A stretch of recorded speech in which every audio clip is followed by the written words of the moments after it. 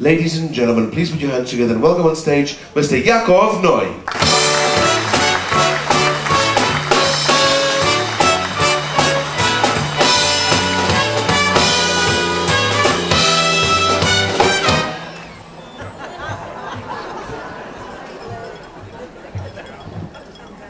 Good evening.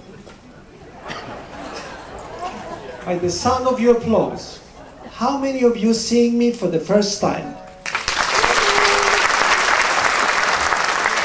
Now, 40 years in show business, no one knows who I am. For this reason alone, I'm about to change my name to Nobody.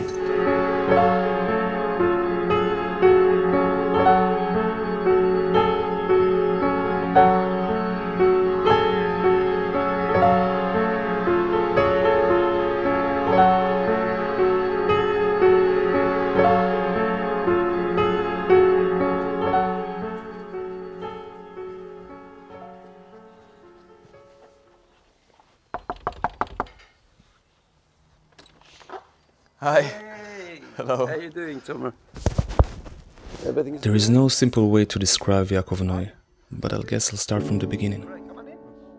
He was born in Bielawa, Poland, to a Holocaust descendant family. He later came to Israel, where he discovered the art of mime, which has led him to perform all over the world, known especially for his three-leg act. He also performed in many distinguishable television shows and served as the visual consultant for Who Framed Roger Rabbit. I got a chance to meet with Yacov a day before he embarked on his new world tour, in a conversation that took us back to Poland of the 1940s, where Yacov talks about his family. We were very poor. We had nothing. For me to have something special to eat was a piece of bread with a garlic around the rim and the schmaltz, this fat, chicken fat on top. This was like delicatessen. How were you introduced to the world of mime? Happened to me when my mother passed away, and the babysitters that would come and babysit, one of them took me to the movies. The first time I saw Chaplin was probably I was 7, and I could not believe how much I could empathize with him. I could relate to him. Suddenly somebody does something very similar on stage without using any words. It just represented every man. He was a nobody in a way, and yet you made him into somebody. You fell in love with him. After seeing Chaplin, Buster Keaton, Lauren Hardy during Poland, there was a performer. His name was Claude Kipnis. He did all different little vignettes. People were laughing, I was laughing hysterically. And in the middle of the show someplace, something struck my deep consciousness really very strong, and I knew at once, this is going to be my life. No question asked. I did not ask myself how I'm going to learn it, nothing. And it just happened, and I started performing from this day on, that's it. So, Mr. Nobody. Right. Mr. Nobody is a story about a man that is actually looking for silence in different places. He tries to find it at the urban life, he tries to find it at the rural life, he tries to find it in himself, but he can never seem to find it. Mr. Nobody is actually the guy with the 3 legs. Right. How did the idea come about?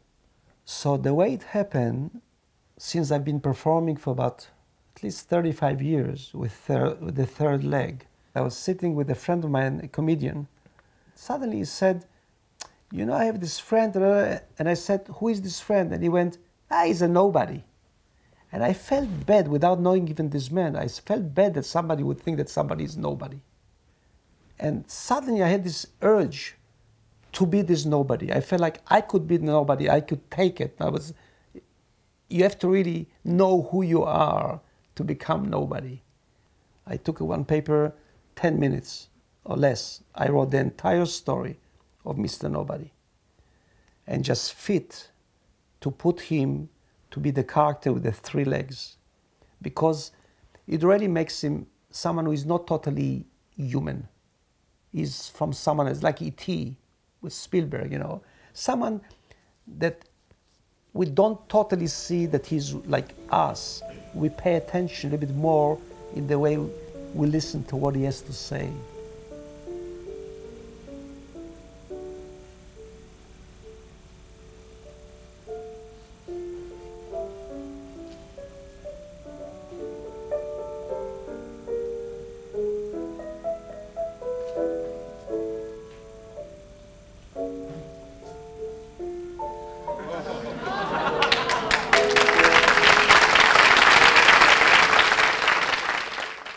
Everyone minds in one way or another, no question about it.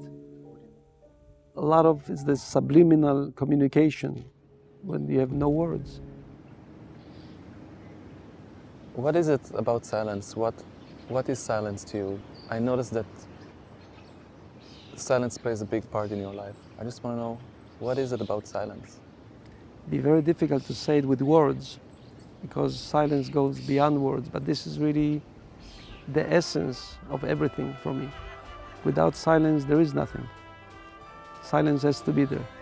Just like in music, between the notes, if there is no silence, it's a lot of noise. But if you pay attention to the silence, then you create an emotion. There's no other stronger note than the silence. The more information we have in our minds, the more abstractions we have. But I think when you are able to empty your mind, your own body, your whole mind becomes like a channel, and what flows through it comes from a different place. Unless we know how to create this balance within ourselves, we cannot create balance for somebody else. So when I come on stage, if I did not have this silence, this quietness, something else will come out, maybe nervousness. I lead somebody to a certain moment with their imagination, and then I would stand there. And by me just standing there, they'll know exactly what I am doing there and what I'm thinking and everything else. I get response from them after the show, and they come to me and they say how much they were moved or touched or how they felt, not just about the performance itself, but something else that came through, that they connected with some human essence. Looking in my life, into my life, what I found and find in silence is probably the biggest treasure that I ever found in my search in life. I wish I could take your hand and lead you there, but it's such a magical thing that each one has to find it on his own. If I can transmit the power of silence, hopefully whoever hears me or heard me or will read what I have to say will take his own journey on his own path into finding this particular silence.